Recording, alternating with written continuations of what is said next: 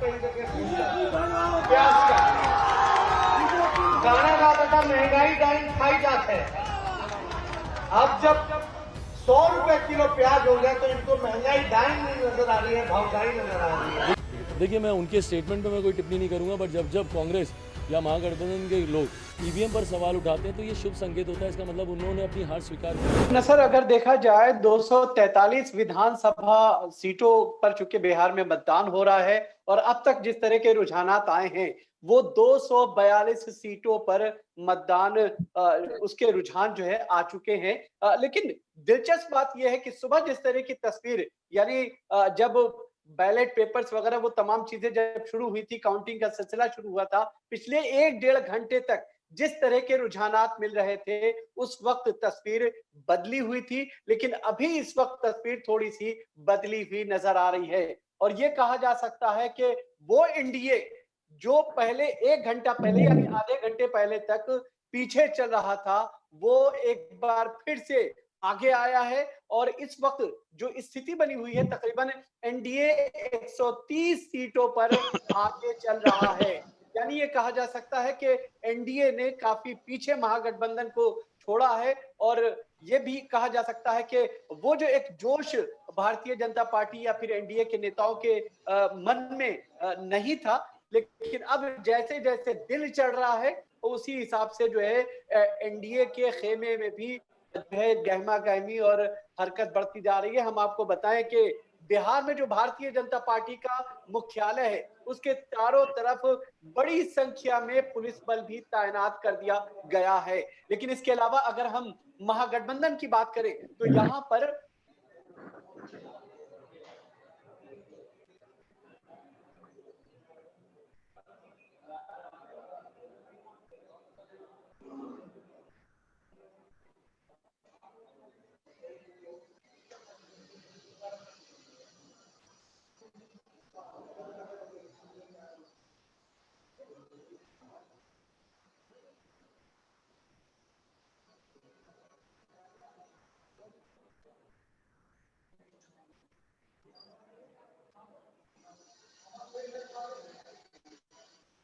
उपेंद्र जी, क्या आप हमें सुन पा रहे हैं?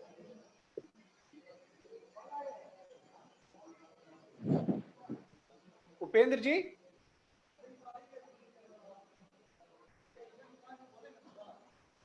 लगता है उपेंद्र जी जो है हम लोगों को नहीं सुन पा रहे हैं। लेकिन अबुल, अगर इस पूरी तस्वीर को देखा जाए, तस्वीर एक तरह से सुबह के मुकाबले में इस वक्त बदली बदली सी है और ये कहा जा सकता है कि वो महागठबंधन जो आगे था वो फिलहाल जो है पिछड़ता हुआ नजर आ रहा है और फिलहाल जो एनडीए की स्थिति है वो बहुत बेहतर हो गई है। यानी 131 सीटों पर फिलहाल रुझान के हिसाब से आगे एनडीए चल रहा है। लेकिन उसी तरफ अगर हम देखें, यानी महागठबंधन की अगर हम बात कर लेते हैं तो महागठबंधन धीरे धीरे पिछड़ता हुआ नजर आ रहा है। 95 सीटों पर अभी फिलहाल जो है ये कहा जा सकता है कि महागठबंधन अपनी बढ़त बनाए हुआ है। यानी सुबह के मुकाबले में अगर आप देखिए 15 सीटें ऐसी हैं जो एक तरह से माइनस उसमें होती हुई नजर आ रही हैं। एनडीए की बात करें, जेडीयू 52 सीटों पर, बीजेपी 72 सीटों पर अपनी बढ़त बनाए हुए है। इसके साथ साथ हम नाम की जो पार्टी है यानी माझी की पार्टी, वो 1 सीट पर है, वीआईपी 6 सीटों पर आगे है। वहीं महागठबंधन की बात करें तो आरजेडी 62, कांग्रेस 19 सीटों पर अपनी बढ़त बनाए हुए है।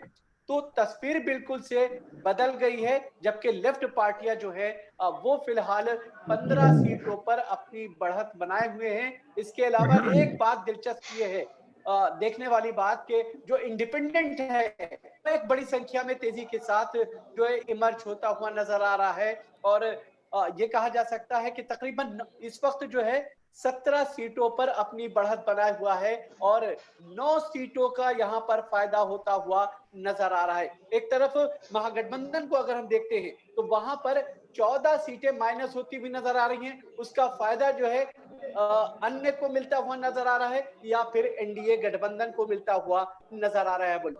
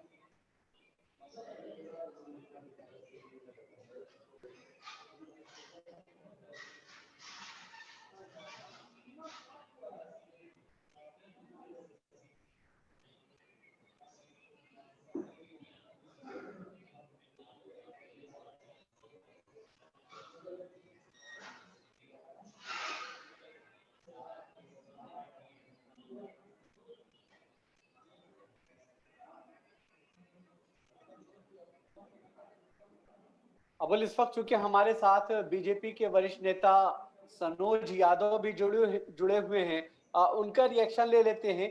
सनोज, आप किस तरह से इन पूरे जिस तरह के रुझानात आ रहे हैं, आपकी क्या प्रतिक्रिया सामने आ रही है?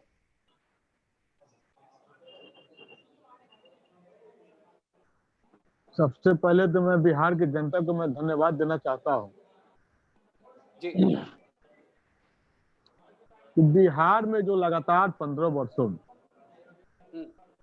एनडीए की सरकार का हुकूमत हम लोग की रही है, और बिहार की बदहाली पर था, उस बदहाली से निकाल करके तरक्की के राह पर लाने में हम लोग को बड़ी कड़ी मेहनत हम लोग को करनी पड़ी। आज जो कड़ी मेहनत के ही फल है, बिहार की जनता ने विकास पे, शिक्षा पे, दारूबंदी पे, उजाला योजना जो मतलब घर घर महिलाओं को जो मतलब दिया गया प्रधानमंत्री जी की तरफ से, तो कई ऐसे विकास के पैमाने पर हम लोग ने बिहार में जो कार्य किया है, उस कार्य के आधार पर हम लोग को, जैसे कि आज आपने भी बताया कि 131 सीटों पर हम लोग आगे चल रहे हैं। अजय जी, 131 तो है ही, इसके आगे भी हम लोग जाएंगे। 150 के आंकड़ा हम लोग पार। सनोज, हम आपको यहाँ पर रोकना चाहेंगे, यहाँ पर रोकेंगे। अबुल, हम इस वक्त की बड़ी खबर आपको ये बताते चले कि एनडीए रुझानों में फिलहाल ये कहा जा सकता है कि बहुमत के आंकड़े को पार कर चुका है। यानी ये देखा जाए कि 133 सीटों पर फिलहाल अपनी बढ़त बनाए हुआ है एनडीए, जबकि महागठबंधन की अगर हम बात कर लेते हैं तो महागठबंधन इस वक्त 96 सीटों पर आगे चल रहा है, और जो एनडीए गठबंधन है वो फिलहाल उसने अपनी बढ़त बनाए रखे हुआ है, और वो ये कहा जा सकता है कि सरकार रुझान के हिसाब से जो 122 का जो आंकड़ा है वो बहुत अच्छे अंदाज से वो पूरा कर चुका है। अबुल जी, चलिए आप हमारे साथ बने रहिए। हमारे साथ शकील साहब शायद जुड़े हैं। शकील साहब, मेरी आवाज आपको मिल रही है? शकील साहब, मेरी आवाज मिल रही है आपको?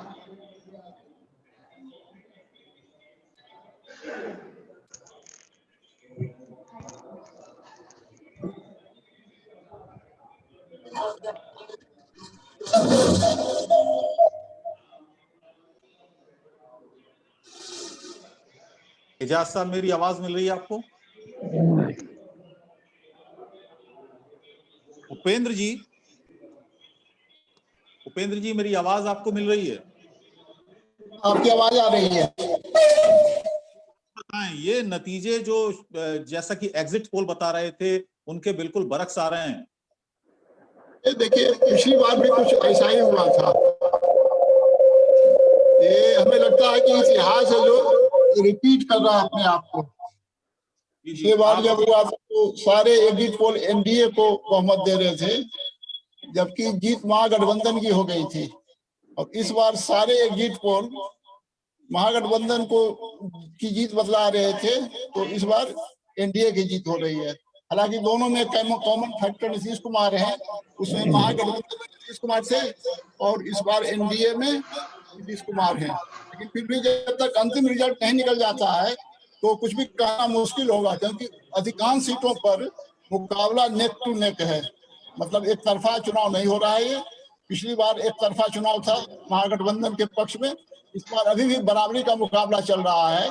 और ये बराबरी का मुकाबला स्टेट लेवल पर ही नहीं है बल्कि प्रत्येक कंस्टिट्यूएंसी लेवल पर चल रहा है। वो कंस्टिट्यूएंसी लेवल पर चल रहा है तो हो सकता है जो भी आगे हैं वो पीछे हो जाएं और ऐसे लोगों की संख्या अच्छी खासी होगी।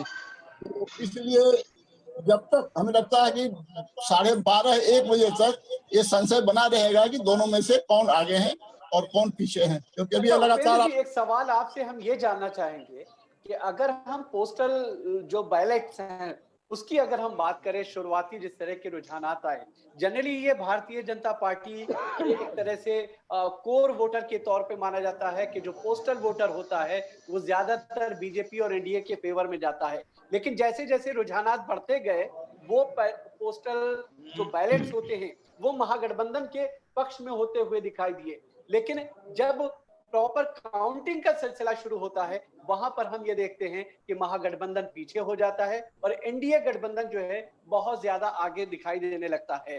आप इसे किस तरह से देखते हैं?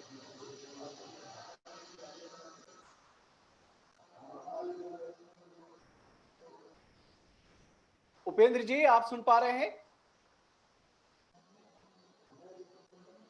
संपर्क हमारा टूट गया है। चलिए सनोज जी के पास चलते हैं। सनोज जी, सुबह हमारी बात हो रही थी जब हमने शुरुआत की थी अपने प्रोग्राम की, सुबह पहला प्रोग्राम जो हमने किया था तो उस वक्त रामाधार शर्मा हमारे साथ थे, भारतीय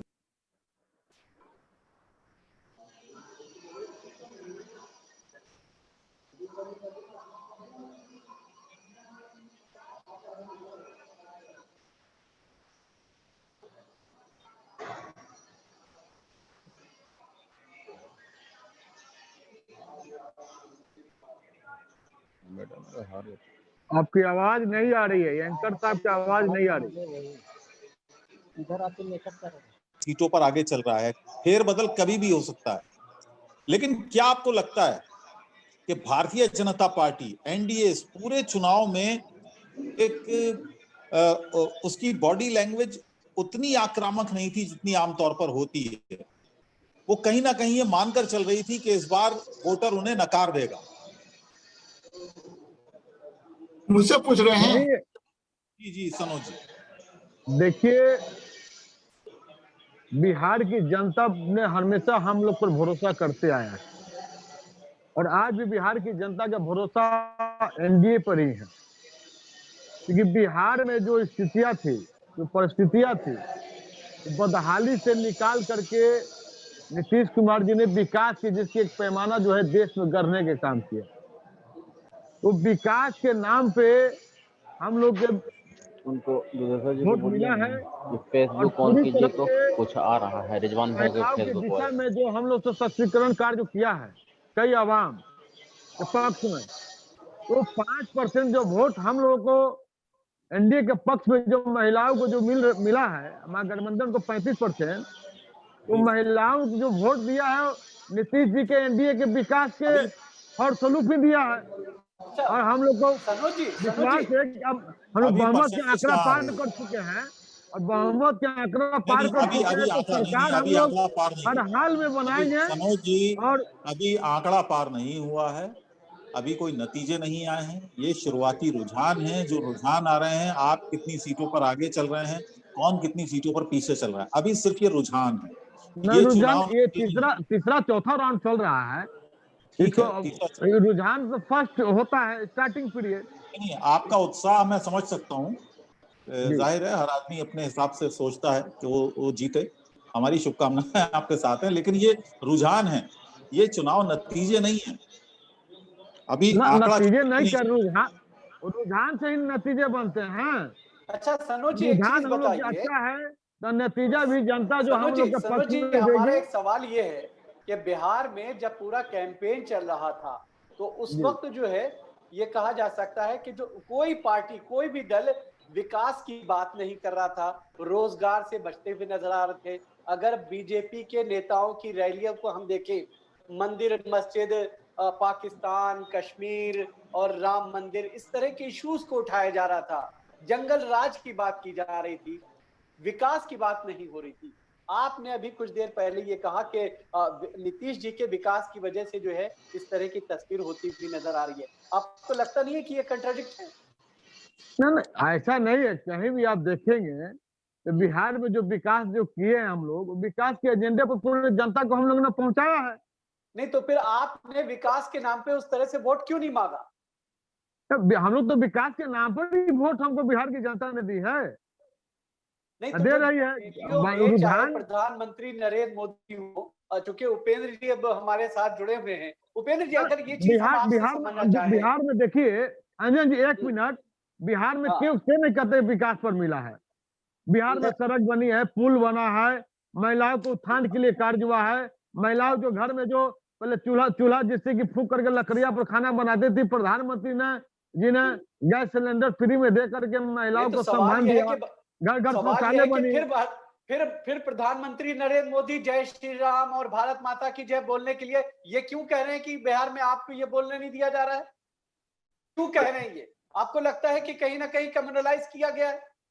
नहीं, कम्युनलाइज हम लोग नहीं करते हैं, देश के हित में हम लोगों ने कार्य किया है। ठीक है, भारत माता बोलना कोई गुनाह है? आप बने रहे उपेंद्र जी, ये बताइए, अगर ये गर्व की बात है। सनोज जी बोलिए, उपेंद्र जी को लेते हैं। उपेंद्र जी, आपकी वॉइस एको हो रही है, हम चाहेंगे जी। चलिए, हम आपसे जानेंगे ये कि जिस तरीके से विपक्ष ने सवाल उठाए थे प्रवासी मजदूरों को लेकर, या बेरोजगारी को लेकर, या सामाजिक समानता को लेकर, और बहुत से मुद्दों के साथ तेजस्वी यादव आरजेडी गठबंधन मैदान में आया था, लेकिन आपको लगता है कि वो मुद्दे बहुत ज्यादा कारगर नहीं साबित हो रहे हैं? जो रुझान आ रहे हैं उनके मुताबिक रुझान आ रहा है उसमें यह स्पष्ट है कि प्रवासी मजदूरों का मामला, रेलवे के निजीकरण का मामला और शिक्षकों की जो वहां दुर्गति हुई है इसी सरकार में, इसका मामला, ये तीनों है जो इशू बना है और इसका लाभ महागठबंधन को हो रहा है। अन्यथा महागठबंधन को तेजस्वी यादव को कोई वोट क्यों दे, तेजस्वी यादव को कोई मुख्यमंत्री क्यों बनाए, इसका कोई लॉजिक वहां नहीं है। तो इसलिए हम ये नहीं मानते हैं कि उसका फायदा नहीं हुआ। उसका फायदा हुआ इसलिए महागठबंधन को इतनी सीटें हैं। अगर ये तीनों इशू लोगों को नहीं आलोड़ित कर रहे होते तो तेजस्वी यादव को 2010 में जो आरजेडी को 22 सीटें मिली है उससे ज्यादा मिलने का और क्या लॉजिक आप दे सकते हैं? तो इसलिए मैं ये नहीं मानता हूँ। ये असली मुद्दा था नीतीश कुमार और लालू यादव, यही दोनों असली मुद्दे थे बिहार के। तो जो लालू यादव जिनके लिए मुद्दा था वो नीतीश कुमार को वोट दे रहे थे, और जिनके लिए नीतीश कुमार मुद्दा थे या नरेंद्र मोदी, दोनों कंबाइंड नरेंद्र मोदी और नीतीश कुमार जिनके लिए मुद्दा थे, वो महागठबंधन। और है कि कौन मुद्दा कितना भारी पड़ा, क्योंकि बिहार की स्थिति को समझने के लिए बिना बिहार का जो कास्ट पॉलिटिक्स है उसको समझे बिना आप नहीं समझ सकते। तो ये जो कास्ट इक्वेशन जो बिहार में था वो नीतीश कुमार नरेंद्र मोदी के पक्ष में था, लेकिन ये जो तात्कालिक मुद्दे हैं, जैसे जो श्रमिक हैं, जो प्रवासी श्रमिक जिसे आप कहते हैं, विस्थापित श्रमिक है, उनकी समस्या, या निजीकरण जो हो रहा है, इसका भी बिहार के लोगों की मानसिकता पर असर पड़ रहा है। रेलवे का जो निजीकरण हो रहा है, आपको पता होगा, सनोज जी को भी पता होगा कि बिहार में ही सबसे ज्यादा आंदोलन हुआ था जब रेलवे का निजीकरण हो रहा था।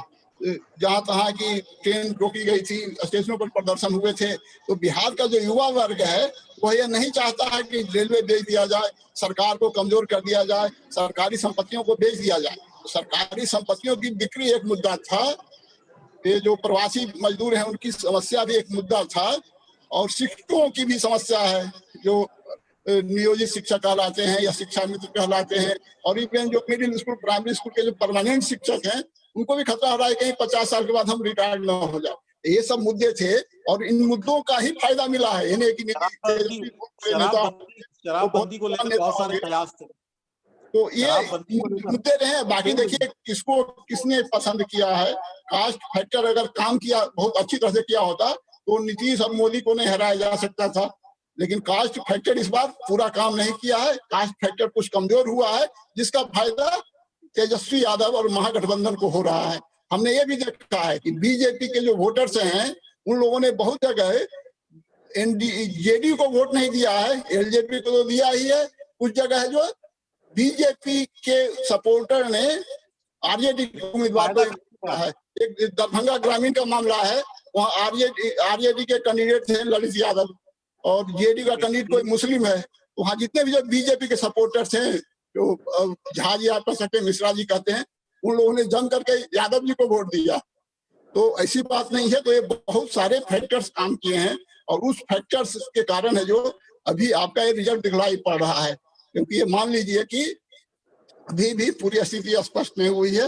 हो सकता है अभी भी महागठबंधन कभी आगे हो सकता है, कभी पीछे हो सकता है, और 12:30-1 बजे तक स्थिति स्पष्ट हो जाएगी। मनोज यादव जी हमसे ज्यादा समझते हैं, वो बहुत ज्यादा जमीनी हकीकत पर वो भी भले मत बोले, लेकिन मेरी बात को वो भी मान रहे होंगे।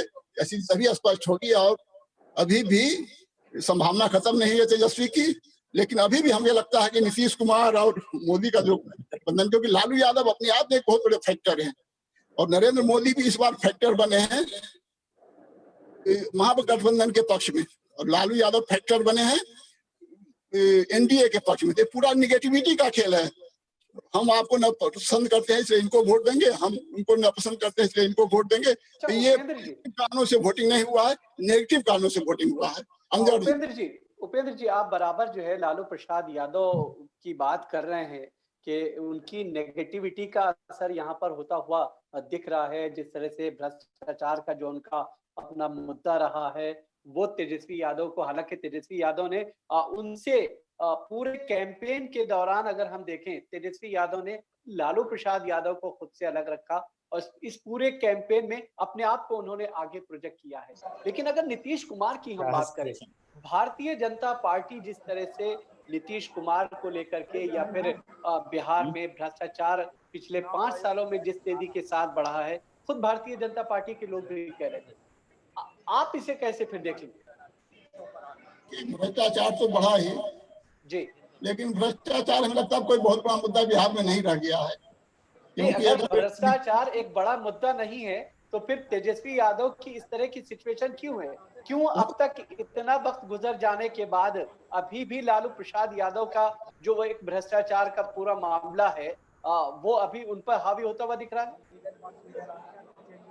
भ्रष्टाचार का मामला नहीं है। लालू यादव का जो भ्रष्टाचार है, लालू यादव सरकार जो 15 साल की सरकार उनकी रही, लालू राबड़ी की, उसमें जो लीगल सेक्शन पर भ्रष्टाचार हुआ वो बड़ा मुद्दा है।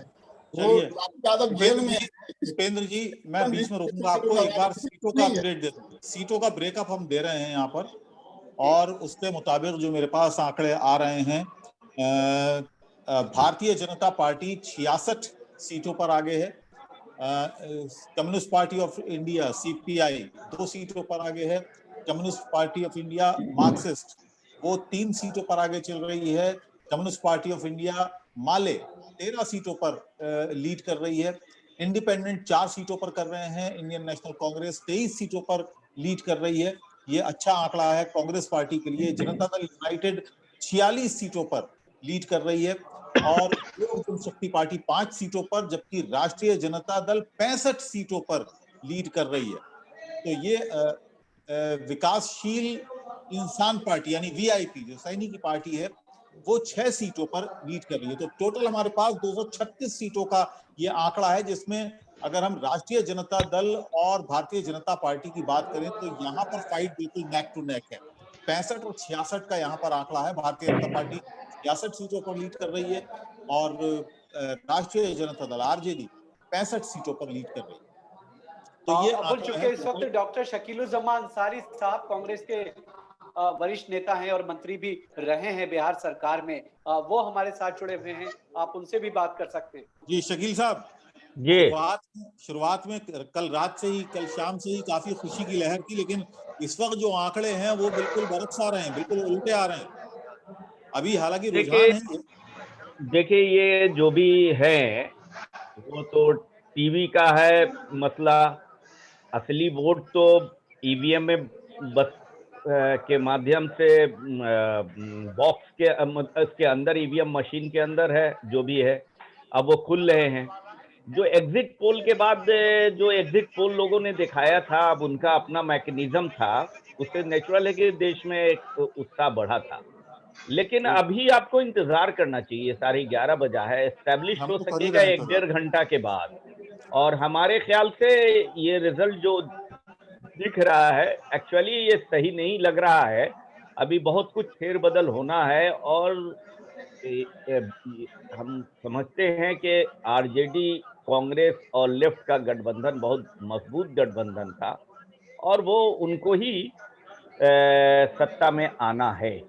अच्छा शकील साहब, ये डाउनफॉल की वजह क्या नजर आ रही है कि सुबह में जिस तेजी देखिए के साथ जी देखिए मोटी वजह ये होती है कि वहाँ कास्ट स्टेट है। इस बार लगता था कि जो इशू बने हैं वो कास्ट से ऊपर उठ के बने हैं। अगर कास्ट से उठ के ऊपर इशू बने हैं तो निश्चित रूप से आरजेडी लेड सरकार बनेगी, और अगर कास्ट एक महत्वपूर्ण फैक्टर आखिर वक्त तक में रह गया तब तो फिर वो कठिनाई होगी। उम्मीद क्या है आपको? हमें उम्मीद है कि अभी 1-1.5 बजते बजते कुछ रिजल्ट बहुत परिवर्तित नहीं होगा, 12:30 लेकिन तो बज ही गए हैं।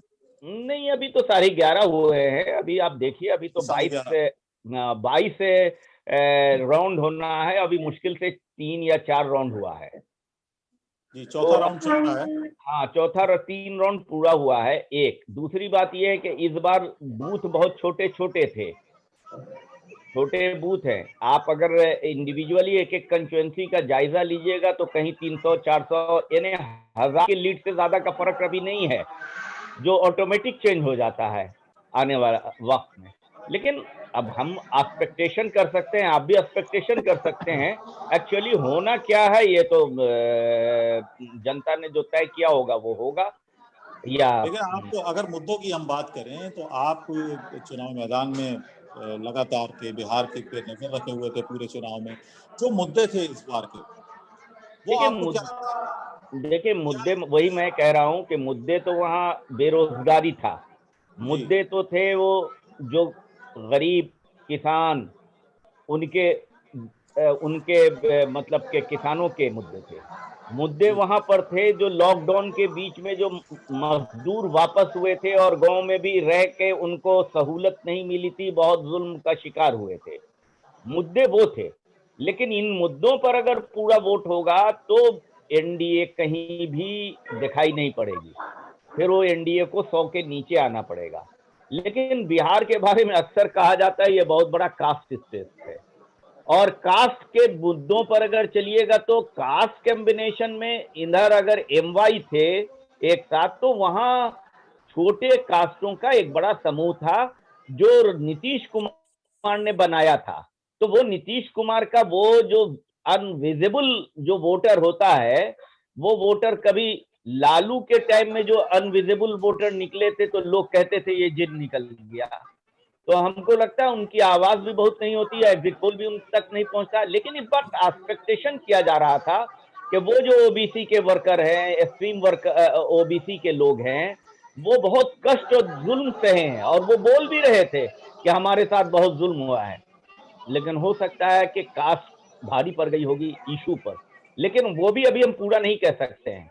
ये एक्सपेक्टेशन हो सकता है कि अगर कास्ट भारी पड़ेगी उपेंद्र जी, क्या कास्ट भारी पड़ रही है? उपेंद्र जी से एक्शन ले लेते हैं जी। मुद्दों पर। कास्ट जो वहां पर जिस तरीके का काफी पेचीदा एक राजनीति होती है कास्ट की, क्या आपको लगता है कि कास्ट में भारी है इस बार मुद्दों पर, हर बार की तरह? आप एक बड़ा मुद्दा है बिहार में, वो हम उस मुद्दे को वैसे ही इग्नोर नहीं कर सकते हैं।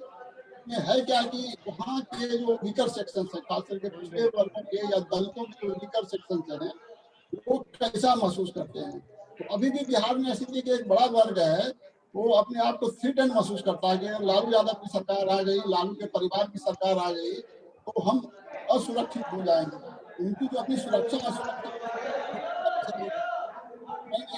जातिवाद है, उनका असली ये है कि जो सुरक्षा और असुरक्षा का, क्योंकि जो तथाकथित सामाजिक न्याय का जो राज था लालू राबड़ी का, उसमें सबसे ज्यादा नुकसान समाज के पिछड़े वर्गों के जो वीकर सेक्शन से हैं उनका हुआ। दलितों के भी वीकर सेक्शन से उनका हुआ, पिछड़ों के जो वीकर सेक्शन से उनका हुआ। और देखने को लोग पता था कि उसमें अपर कास्ट को आप डिमोरलाइज कर रहे हैं, तो ऐसा हुआ नहीं। अपर कास्ट के लोगों को रिप्रेजेंटेशन भले पॉलिटिक्स में कुछ घट गया हो विधानसभा में, लोकसभा में, लेकिन उनको दिक्कत नहीं हुई। दिक्कत हुई है तो जो लोगों को दिक्कत हुई उनको एक अम्ब्रेला मिल गया नीतीश कुमार के रूप में। उनको लगता है कि नीतीश कुमार से हमें कोई फायदा भले ना हो, लेकिन कम से कम वो सुरक्षा हमारी नहीं होगी, क्योंकि उपेंद्र जी हम आपके पास आएंगे क्योंकि आपकी आवाज बहुत इको हो रही है, हम इस इशू को सुन आप नहीं पा रहे। प्रवासी सनोज जी के पास, इशू से छोटा नहीं कर सकते हैं। सनोज जी, शकीलुज्जमान अंसारी साहब को आपने सुना, कांग्रेस के नेता हैं, उन्होंने कहा कि अगर एनडीए के पक्ष में ये नतीजे जाते हैं तो समझ लीजिए कि बिहार में जो कास्ट पॉलिटिक्स है उसकी ये जीत हो रही है। मुद्दों पर इस बार वोट नहीं किया है, इसका मतलब जनता। सही है, लेकिन मैं उसको भी एक मुद्दा बोलता हूँ। शकील साहब अपने आप में एक इशू है। सनोज जी, मैं ये कहना चाहता हूँ, अगर उपेंद्र जी कह रहे कि कास्ट पॉलिटिक्स फ्री होगा, तो आरजेडी का तो एम वाई समीकरण ही है, और जितने भी पचमनिया जो बिहार में बोला जाता है समाज का, पिछड़े वर्ग के जो हित की जो बात, जो हम लोगों ने 15 वर्षों में जो सरकार को जो सम्मान दिया, तो पिछड़ों को पंचायती व्यवस्था में हम लोग नहीं सम्मान दिया कि हर पंचायत में हर कोई मुखिया है, कोई सरपंच है, कोई जिला परिषद है, कोई अध्यक्ष है, तो हमने पंचायत दिया, हमने सम्मान दिया।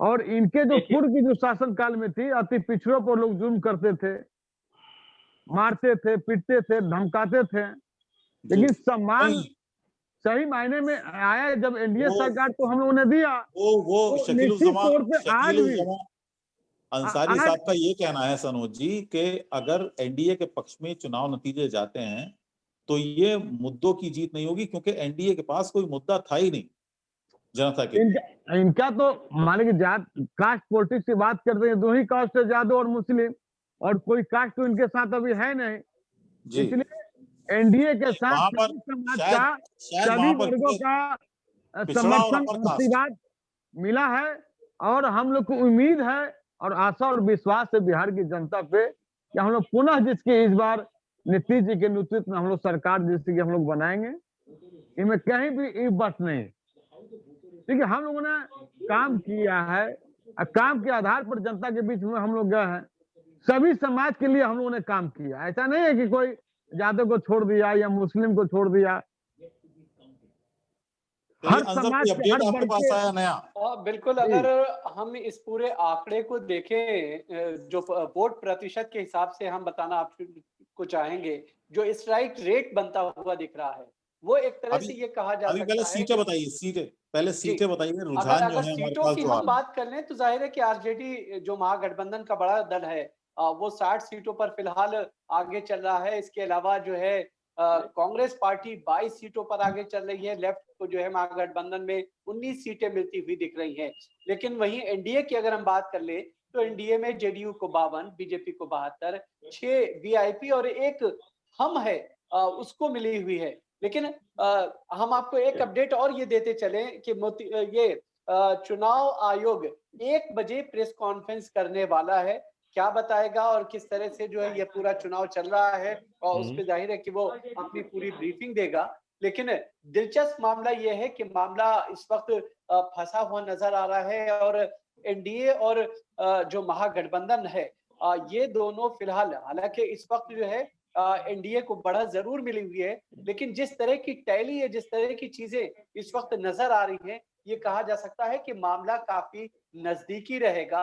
और जो सुबह की जो तस्वीर थी या फिर एग्जिट पोल में जिस तरह की चीजें दिखाई गई हैं, वो एक तरह से उल्टी होती हुई यहाँ पर फिलहाल नजर आ रही हैं। अगर हम एक पेज और है इसमें, एक पेज इसमें और है कि अगर भारतीय जनता पार्टी, जैसा कि आप बता रहे हैं, 72 सीटों पर आगे है और 50 सीटों पर जेडीयू आगे है, और अगर यही आंकड़ा रहता है और ये बहुमत तक पहुंचती है एनडीए, तो फिर रुकावट, फिर अड़चन आएगी कि सीएम कौन होगा, क्योंकि ये गैप काफी है भारतीय जनता पार्टी और जेडीयू में, 72 और 50 का। उपेंद्र जी रोशनी डालेंगे आप? बीजेपी तो चाहेगी कि हमारी पार्टी का कोई मुख्यमंत्री बन जाए, लेकिन नीतीश इसके लिए तैयार नहीं होंगे। अब अगर नीतीश नहीं तैयार होते हैं तो बीजेपी कैसे 72 सीटों के आधार पर बना लेगी? तो फिर आगे बीजेपी को दूसरी पार्टियों का सपोर्ट लेना पड़ेगा। तो क्या बीजेपी ऐसी स्थिति में रहेगी कि जेडीयू को माइनस करके कुछ अन्य दलों से को अपने साथ लेकर के जो चुनावों से खिलाफ लड़े हैं मेजोरिटी प्राप्त कर ले? इसलिए हमें लगता है कि अब इसकी संभावना नहीं है। अगर एनडीए की सरकार बनेगी तो नीतीश के नेतृत्व में ही बन सकती है, और नहीं तो नहीं बनेगी। नीतीश के पास भी विकल्प है। अगर वो बीजेपी यानी कुछ ऐसा किंग मेकर एक तरह से जो चिराग पासवान अपने आप को किंग मेकर समझ रहे थे, उपेंद्र जी, जो चिराग पासवान अपने आप को किंग मेकर समझ रहे थे, बोल भी रहे थे, अभी जो है कहते हैं यहाँ नीतीश जी के पास चाबी आती हुई दिख रही है रुझानों के हिसाब से। ये तो एक्सपेक्टेड लाइन पर है। ये जो बीजेपी को ज्यादा सीटें मिली है वो एक्सपेक्टेड लाइन पर है, ये अनएक्सपेक्टेड नहीं था। यही कारण है कि बीजेपी को घोषणा करनी पड़ी थी कि जेडीयू की कम सीटें भी आएगी तभी नीतीश कुमार ही मुख्यमंत्री बनेंगे। तो ये तो चुनाव के पूर्व की उनकी घोषणा है बीजेपी की। इस घोषणा से बीजेपी कैसे बाहर चली जाएगी और उसको कैसे नीतीश कुमार एक्सेप्ट कर लेंगे। और अगर नीतीश कुमार के साथ जोर जबरदस्ती करेगी बीजेपी तो नीतीश कुमार के पास और भी विकल्प है, वो तेजस्वी को सपोर्ट कर देंगे, कहेंगे लोग हमें नहीं बना रहे तो हम तेजस्वी को बन जाने देते हैं। तो इसलिए बीजेपी के पास बहुत ज्यादा करने को कुछ है नहीं। हाँ, बीजेपी चाह रही थी, बीजेपी को लग रहा था कि 2010 में जो रिजल्ट आया था वही इस बार आएगा तो हम करीब 100 के पास पहुंच जाएंगे और जेडी में जो 50 से नीचे रह जाएगा, ये बीजेपी वाले ऐसा सोच रहे थे।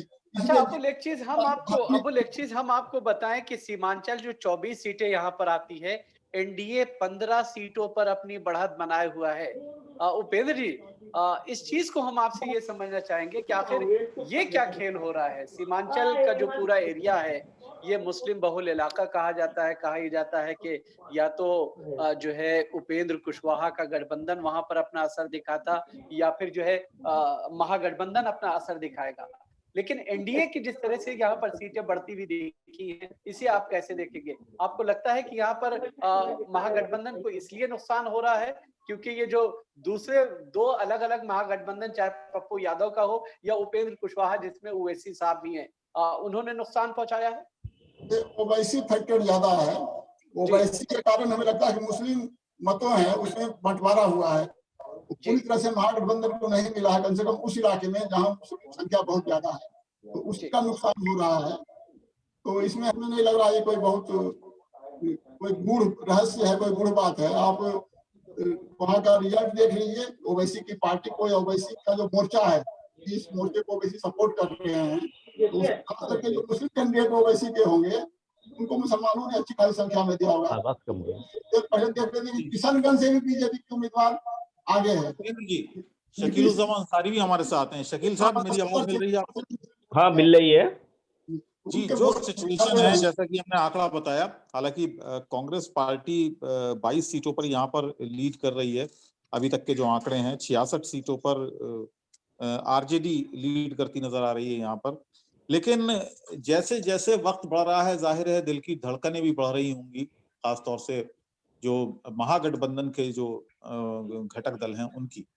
अब सिचुएशन ये है इस वक्त कि अगर ये आंकड़ा ये छू जाते हैं, जो 122 का आंकड़ा है एनडीए के पास पक्ष में चला जाता है, तो जाहिर एक बड़े मंथन की आपको जरूरत होगी गठबंधन के लिए कि मुद्दों पर चुनाव नहीं हुआ है, कास्ट पर चुनाव हुआ है।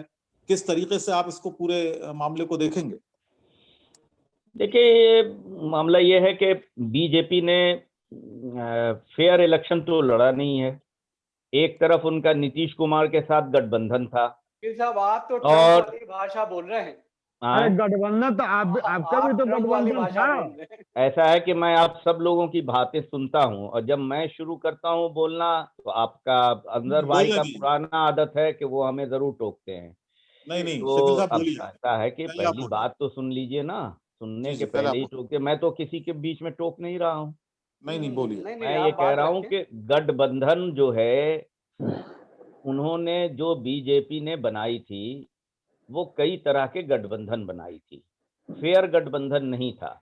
एक तरफ नीतीश कुमार के साथ उनका ऑफिशियल गठबंधन था और चिराग को लगा दिया था उनका विरोध करने के लिए। दूसरी तरफ ओवैसी का गठबंधन उनका था जिसमें वो लगा दिया वोटों के, मुसलमानों के वोटों की, यादव वोटों की तकसीम करके पप्पू और ये था, उनके साथ भी उनका गठबंधन चल रहा था। यानी ये जो कर रहे थे। लेकिन तीसरी तरफ ये था जो कांग्रेस का गठबंधन लेफ्ट और आरजेडी का था, वो मुद्दों के बेस पर था और आखिरी वक्त तक एक साथ रहे। कोई गठबंधन का साथी किसी को जेल भेजने की बात नहीं कर रहा था।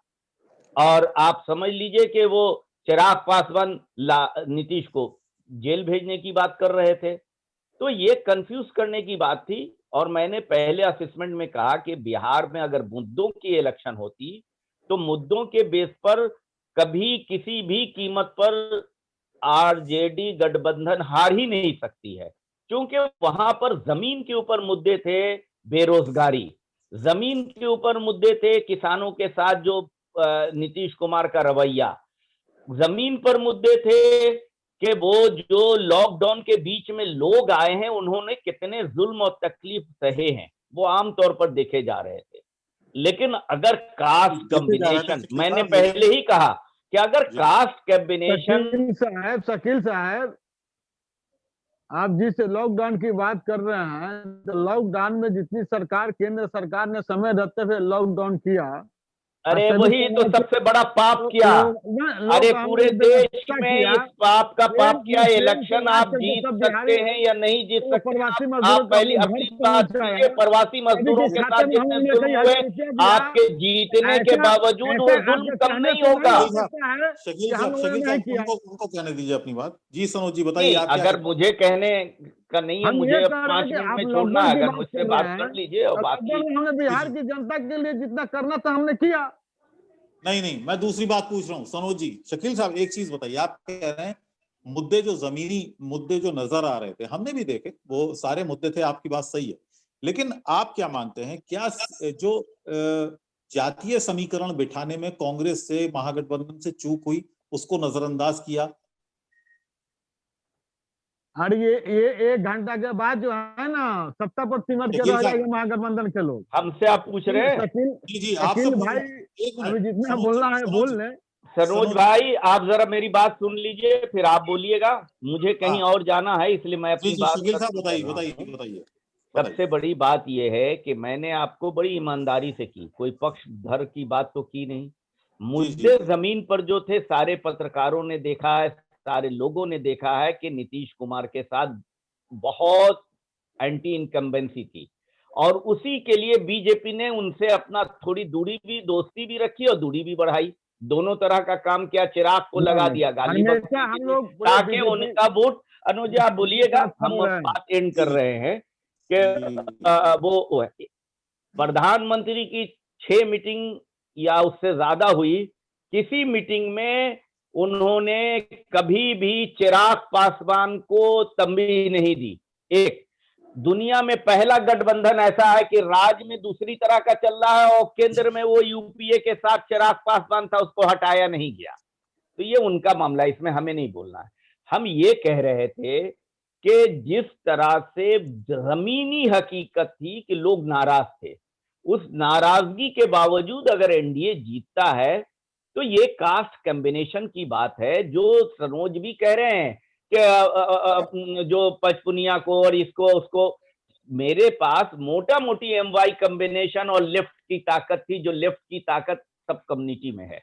बाकी इसके मतलब बिहार कास्ट से ऊपर अभी नहीं गया, अपनी कठिनाइयों को भी कास्ट के ही आईने से देखता रहा है, इसलिए इसका वो रिजल्ट आएगा अगर तो। लेकिन मुझे अभी भी उम्मीद है कि 1 बजे तक बहुत परिवर्तन होगा और 1 बजे जो भी होगा वही स्थापित होगा। जी अब सनोज जी आप अपनी बात कहिए। देखिए, महागठबंधन के साथी लोगों ने जितने जुमलेबाजी किए बिहार में प्रचार के दौरान, 10 लाख रोजगार दे देंगे, फैक्ट्रियां ला देंगे, ये ला देंगे, सारी चीजें उन्होंने कहा। आपने भी 19 लाख रोजगार एग्जिट पोल पे उन लोगों ने पूरा कल खुशियां भी मनाया, मिठाइयां भी बांटी, मिठाइयां भी लोग खा लिए। लेकिन बिहार की जनता ने तो बेरोजगारी के नाम पर तो जो अभी फिलहाल जो अभी रुझान जो आ रहे हैं, वो ऐसा तो रुझान जिसकी महागठबंधन के पक्ष में है नहीं, एनडीए के पक्ष में है। अच्छी बात है, अब बिहार की जनता को आप रोजगार मत दीजिए। रोजगार करती है बिहार की जनता, रोजगार नहीं चाहती है नौजवान साथी, अब मत दीजिए। क्योंकि आपने कहा था कि आपके पास पैसा नहीं है, आप ही ने कहा था कि आपके पास पैसा नहीं है, रोजगार हम नहीं दे सकते। नीतीश कुमार जी ने कहा था, एकदम मत दीजिए आप, क्योंकि वो मुद्दे नहीं है। सभी समाज के वर्गों को हम लोगों ने रोजगार दिया है, कहीं रोजगार नहीं। आपका रिकॉर्ड है, रिकॉर्ड पर आ चुका। अभी इलेक्शन का डिबेट क्यों करें अभी हम लोग? आप जीत रहे हैं या हार रहे हैं, 1 बजे पता लगेगा। अब इलेक्शन का डिबेट बेकार है। ठीक है शकील भाई, 1 बजे के बाद आपको भी पता चल जाएगा कि किसकी सरकार बन रही है। 100% आपकी अगर जीत होगी तो हम आपको 1 ही बजे बधाई दे देंगे। हम लोग निश्चित तौर पे हम लोग तो जनता हम भी पे कह रहे हैं भरोसा कि 1 है बजे तक आप और देखिए। हम लोग 140 का आंकड़ा पार करेंगे शकील भाई। हम लोग सरकार बनाने जा रहे हैं और सरकार पुनः जैसे कि नीतीश जी के नेतृत्व में बिहार में बनेगी और बिहार के मुख्यमंत्री नीतीश कुमार जी होंगे। चलिए हम जल्दी से एक बार आंकड़ा भी दे देते हैं, मेरे पास आंकड़े जो आ रहे हैं। अंदर साहब हमको इजाजत दीजिए, हमको कहीं और जाना है। चलिए शकील बहुत साहब, शुक्रिया शकील थैंक साहब। यू। Thank you. अंजर आपके पास आंकड़े होंगे इस वक्त जी। के फिलहाल के। तो हम एक बार फिर से अपने दर्शकों को आंकड़े बता देना चाहते हैं। 243 सीटों के रुझान, तमाम सीटों के रुझान आ चुके हैं। 133 सीटों पर फिलहाल एनडीए अपनी बढ़त बनाया हुआ है, जबकि आरजेडी 13 सीटों के नुकसान के साथ 97 सीटों पर अपनी बढ़त बनाया हुआ है। दिलचस्प बात यह है कि अन्य जो होते हैं यानी इंडिपेंडेंट या छोटी पार्टियों के जो नेता हैं, उनके खाते में तकरीबन 13 सीटें जाती हुई दिख रही हैं, लेकिन यहाँ पर जो अन्य का जो खाता है वहां पर 5 सीटों की एक तरह से पिछले चुनाव के मुकाबले में बढ़ोतरी होती हुई नजर आ रही है। तो फिलहाल ये मोटा मोटा आंकड़ा है, लेकिन अगर पार्टी वाइज हम देखते चले तो जेडीयू को 53, बीजेपी को 73, 6 वीआईपी पार्टी को और 1 हम पार्टी को मिला है। जबकि महागठबंधन में हम अगर देखें तो आरजेडी, कांग्रेस और वाम दल, ये 3 बड़े दल हैं और इसमें जो है आरजेडी को 58, कांग्रेस 20 पे, जबकि लेफ्ट पार्टियां 19 सीटों पर अपनी बढ़त बनाए हुए हैं। तो फिलहाल ये इस तरह के ताजा ये आंकड़े हैं, लेकिन दिलचस्प बात ये है कि तस्वीर पूरी तरह से बदली हुई नजर आ रही है। जिस तरह के एग्जिट पोल या फिर सुबह में जिस तरह के रुझान देखने को मिले थे, अभी तस्वीर बिल्कुल उल्टी नजर आ रही है इस वक्त। अबुल, चलिए तो बीजेपी 73 सीटों पर आ गए हैं, जेडीयू 55 सीटों पर आ गए हैं, और जो आंकड़ा इन्होंने बताया एनडीए और महागठबंधन का वो 133, यानी एनडीए 133 सीटों पर बढ़त बनाए हुए है और महागठबंधन 97 सीटों पर बढ़त बनाए हुए है। तो हम लगातार आपको अपडेट करते रहेंगे। आप सभी मेहमानों का बहुत बहुत शुक्रिया। सनोज यादव जी आपका बहुत बहुत धन्यवाद। उपेंद्र जी आपका भी बहुत बहुत शुक्रिया। थोड़ी देर बाद आपके साथ फिर जुड़ेंगे हम और चर्चा करेंगे और कुछ नई अपडेट्स के साथ हम हाजिर होंगे। तब तक के लिए हमें इजाजत दीजिए।